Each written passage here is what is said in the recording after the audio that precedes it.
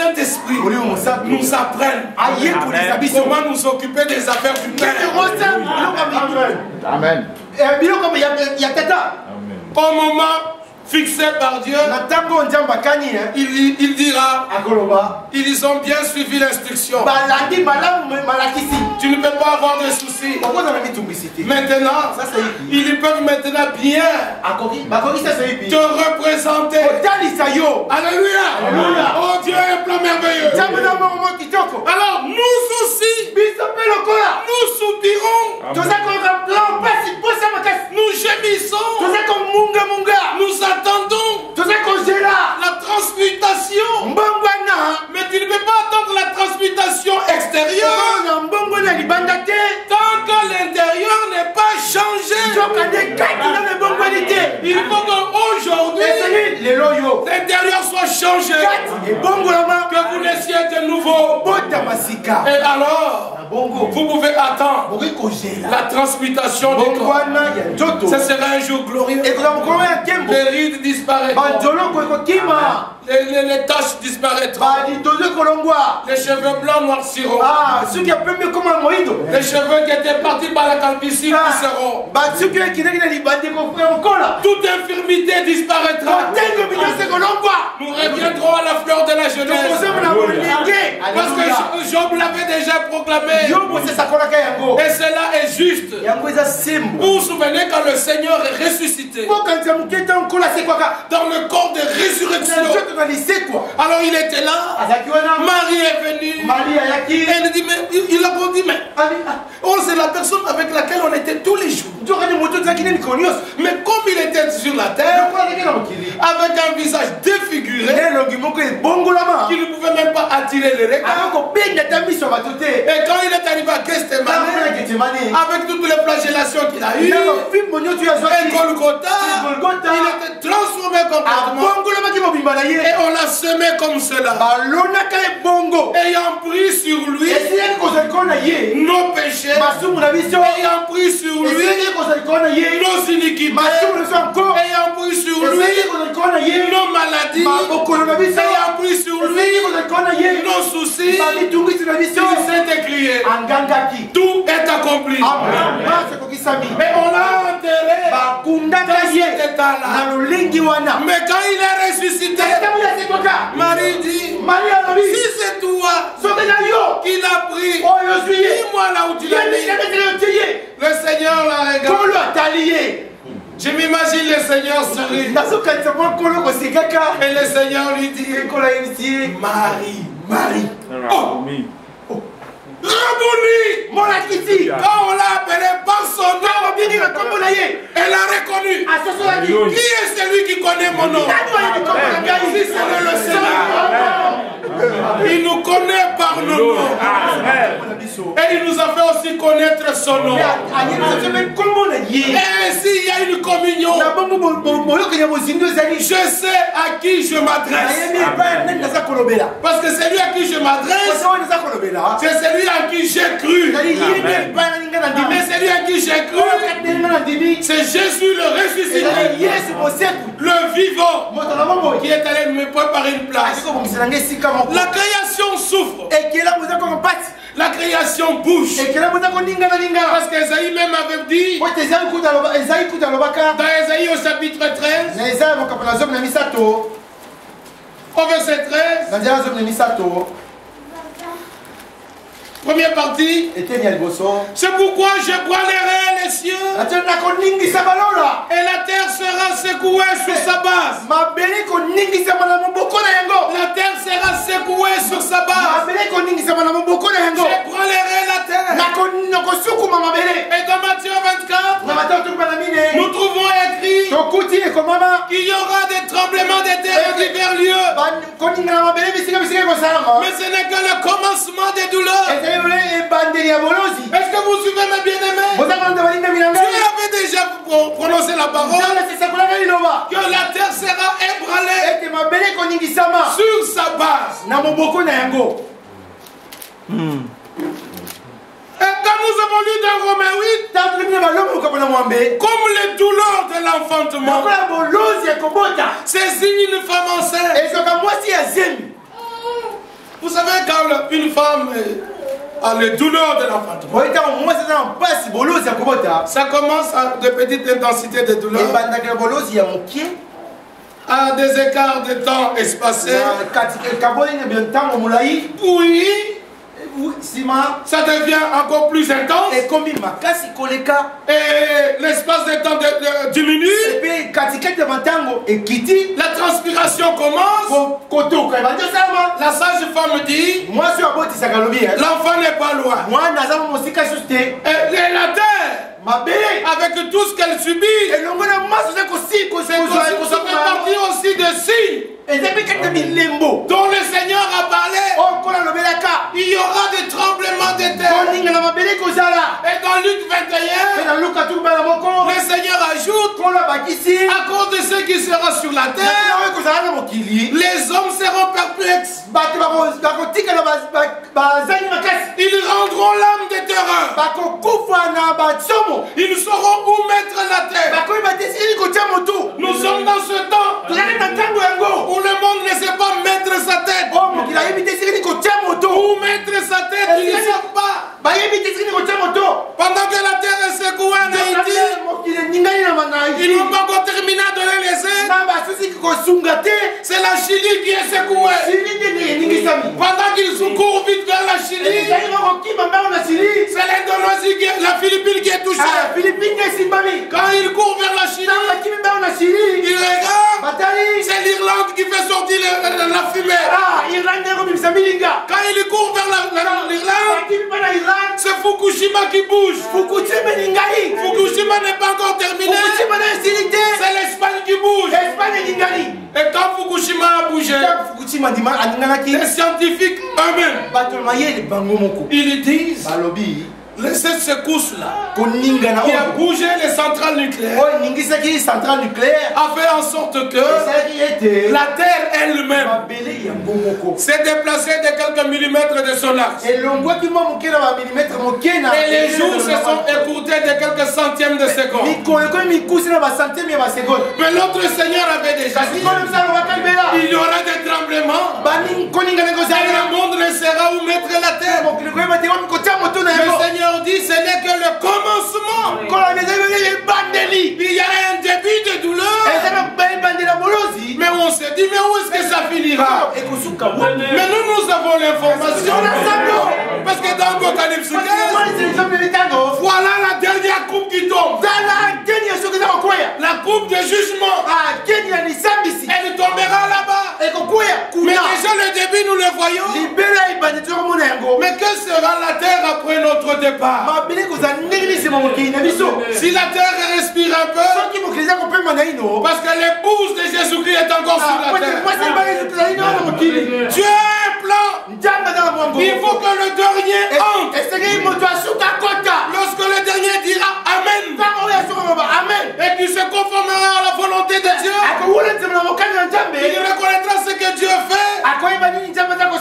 Dieu achèvera. Parce que Jésus-Christ, il se présente ainsi dans Apocalypse chapitre 1er, Apocalypse chapitre 1. Nous pouvons lire Apocalypse 1 au verset 4. Jean, aux sept églises qui sont en Asie, que la grâce et la paix vous soient données. Cette grâce et cette paix, qu'elle puisse vous être donnée de la part de celui qui est. Amen. Et qui était et qui vient. C'est lui qui est, qui était et qui vient, qu'il vous donne sa paix, qu'il vous donne sa grâce. Amen. Dieu, le Seigneur, comme il se définit ici, Jean a compris. C'est lui qui vient. C'est celui qui est. C'est lui qui est. C'est celui qui était. Alors Paul dit, à chapitre 20, verset 20 et 26, je suis pur du sang de vous tous, car je vous ai donné tout le conseil de Dieu, tous les desseins de Dieu, sans rien cacher. Ce qu'il a reçu par grâce, il l'a partagé. Ce n'était pas pour lui seul, c'était pour qu'il puisse faire part aux autres. Ainsi, dans les desseins de Dieu, nous comprenons ce que Dieu avait fait hier. Ce qu'il avait fait hier a précédé ce qui est maintenant. Et ce qui est maintenant précède ce qui viendra. De la part de celui qui était, de celui qui est, et celui qui vient. Alléluia. Ainsi ceux qui sont des dieux, dans le temps où ils vivent, Dieu est obligé de leur révéler le mystère de sa volonté. Et dans ce mystère de sa volonté, nous parvenons à comprendre ce qu'il a pu faire hier.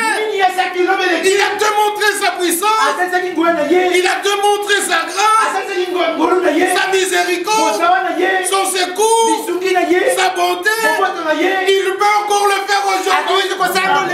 Alors si nous sommes en contact avec ce que Dieu fait maintenant, nous pouvons maintenant être certains de placer d'une manière claire ce qui viendra demain. Parce que nous avons reçu la visitation de Dieu et nous prenons part à ce que Dieu fait maintenant. C'est ce que les pharisiens ont manqué. Ils se référaient à Moïse. Mais ce que Dieu faisait à leur temps, ils n'ont pas pu le saisir. Et ils ont raté le cloche. C'est vrai, ils se référaient à Moïse. Mais Jésus le Seigneur leur a dit, si vous croyez à Moïse, vous devez croire à moi. Parce que Moïse a parlé de moi. Et le Seigneur, quand il pouvait parler à la prostituée, il pouvait dire ce mot. Quand il pouvait parler à Zachée, dis-toi aussi tu es fils d'Abraham. Mais quand il pouvait parler aux pharisiens, les connaissants, il dit soyez maudits. Lisez Matthieu 23. Pharisiens hypocrites, soyez maudits. Mais aux élus, il ne maudit pas. Il est béni. Il leur dit, il aura vos yeux. Vos yeux parce qu'ils voient. Heureuse vos oreilles parce que vos oreilles entendent. Se réclamer de Moïse ne veut rien dire si vous ne croyez pas ce que Moïse a dit. Parce que Moïse lui-même a dit, Dieu vous suscitera parmi vos frères un prophète comme moi. Vous l'écouterez dans tout ce qu'il vous dira. Celui qui n'écoutera pas ce prophète, il sera retranché de l'assemblée. Moïse a parlé de ce prophète. C'est pourquoi les pharisiens, quand ils ont envoyé des gens vers Jean-Baptiste, ils lui ont posé la question, es-tu le prophète?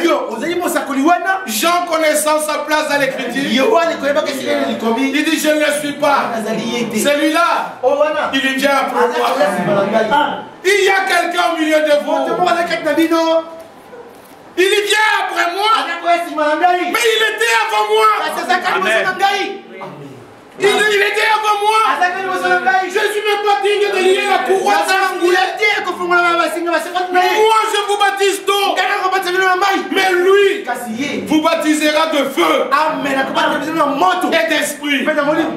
Mais bien aimé, nous devons être dans cette dynamique-là.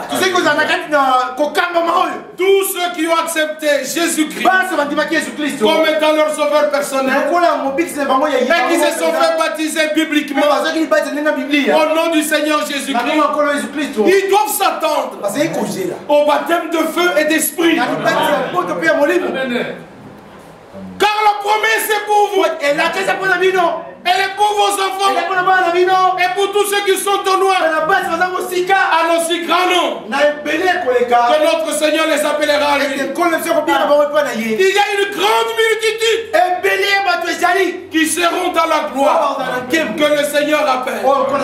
Frère, imaginez-vous, depuis le temps des apôtres, pendant 2000 ans, Dieu les fait appeler. Il y a toujours eu des gens sous la terre qui ont gardé le témoignage de Dieu. Nous serons une multitude. C'est pourquoi Paul écrit: ne soyez pas ignorants au sujet de ceux qui dorment, parce que le Seigneur lui-même a un signal donné à la voix d'un archange, au son de la trompette retentissante. Le Seigneur lui-même, pas un message. Le Seigneur lui-même, il viendra du ciel. Parce que les anges avaient dit aux apôtres disciples, acte 1 verset 11, homme galiléen, êtes-vous en train de regarder au ciel? Ce Jésus, il n'était pas une explication, c'était un homme physique qui leur parlait et qui avait levé les mains sur eux pour les bénir. C'est merveilleux. À la croix, on a cloué ses bras. Il avait les bras écartés. Comme pour dire, venez. Amen. Je vous recevrai. Et avant qu'il ne parte de la terre, il n'avait pas écarté ses bras. Il les a étendus. Je vous bénis. Soyez bénis de Dieu. Pour tout ce que j'ai reçu, vous êtes bénis. Alléluia. Loué soit le nom du Seigneur. Alors les anges leur disent, homme galiléen, qu'êtes-vous en train de regarder? Ce Jésus à qui vous avez donné du poisson. Ça c'est dans l'autre contexte. À qui vous avez donné du poisson et à qui vous avez donné du miel. Parce qu'après sa résurrection, il a mangé du poisson. Il a mangé du miel. Alors ce Jésus qui a mangé du poisson, qui a mangé du miel, reviendra de la même manière que vous l'avez vu être enlevé du milieu de vous. Donc nous nous attendons à un Jésus physique qui reviendra sur une nuée et il nous enverra à chacun une nuée. Et les morts en Christ, ceux qui nous ont précédés, ressusciteront eux. Premièrement. Ensuite, nous les vivants qui serons restés pour l'avènement, le retour du Seigneur, nous serons transformés. Eux ressuscitent dans le corps de résurrection. Nous transformés dans un corps incorruptible, parce que la corruption ne peut pas entrer là-bas. Amen. Aujourd'hui, ne vous plaignez pas. Paul écrit dans le chapitre 15 de Corinthiens, le corps est sémé, infirme, il ressuscite, plein de force. Le corps est sémé, faible, il ressuscite, puissant. Amen. Donc à la résurrection, nos infirmités disparaîtront complètement. Dieu soit remercié pour ça. Nous attendons ce Jésus. Et le miracle que Dieu fera, que tu sois en Europe, que tu sois aux États-Unis, que tu sois en Asie, que tu sois en Afrique, en un seul instant, tous nous le verrons. Alléluia. De la même manière que nous voyons le soleil. Mais là, ce sera différent. Parce qu'une partie de la terre sera le jour, une partie de la terre sera la nuit. Mais le miracle que Dieu fera, et que tous nous le verrons. Vous savez que même la nuée de gloire, le jour c'était une nuée. Mais la nuit, la même nuée, c'était une colonne de feu. Mais c'est la même. C'est le même personnage. Alors que ce soit la nuit en Europe, que ce soit le jour aux Amériques, tous nous les verrons. Et ensemble, nous irons à la rencontre. Il y aura une rencontre. Pas sur la terre, mais dans les airs.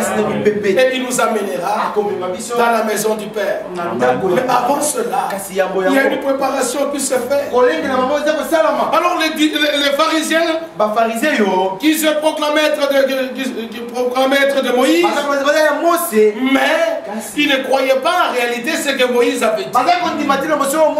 C'est pourquoi, mes bien-aimés, nous ne sommes pas venus à une religion. Nous ne sommes pas venus à une école où on va nous bourrer les choses dans la tête. Nous sommes venus à une vie pour être en contact avec ce que Dieu fait maintenant. Alléluia. C'est ainsi que le Seigneur leur a dit, Luc 7, verset 29 à 30, les pharisiens, en refusant de se faire baptiser par Jean, ils ont annulé eux-mêmes les desseins de Dieu à leur égard. Il faut que tu sois en contact avec ce que Dieu fait dans ton temps. Alors tu seras à mesure de prendre ce qu'il fera demain. Alors comme ils ont rejeté Jean-Baptiste, il leur était difficile de reconnaître le ministère du Seigneur. Ils pouvaient chanter bien le Messie, mais le Messie était au milieu d'eux. Mais ils ont manqué le temps de visitation par grâce. Et ça leur a coûté trop cher. Mais ceux qui ont reconnu le ministère de Jean, ils ont reçu le ministère du Seigneur. Parce qu'ils ont quitté Jean, ils ont suivi le Seigneur. Et ceux qui ont suivi le Seigneur, ils n'avaient pas de difficultés pour reconnaître le ministère que le Seigneur avait donné à ses apôtres. Lorsque Pierre pouvait se lever et dire, vous tous qui séjournez à Jérusalem, sachez que Dieu a fait Seigneur et Christ, c'est Jésus que vous avez crucifié. Mais il y a une déjà dit, il parle de la part du Seigneur. C'est l'Esprit de Dieu par lui qui était en train de parler. Et la Bible dit ce jour-là, 3000 ont été expulsés dans le royaume. Et quand ils ont été baptisés, ils ont été assidus au temps. Ils persévéraient tous ensemble dans les prières. Ils persévéraient tous ensemble dans l'enseignement des apôtres. Ils persévéraient dans la communion fraternelle. La communion fraternelle est très nécessaire. Que Dieu restitue ce qui était dans l'église au commencement.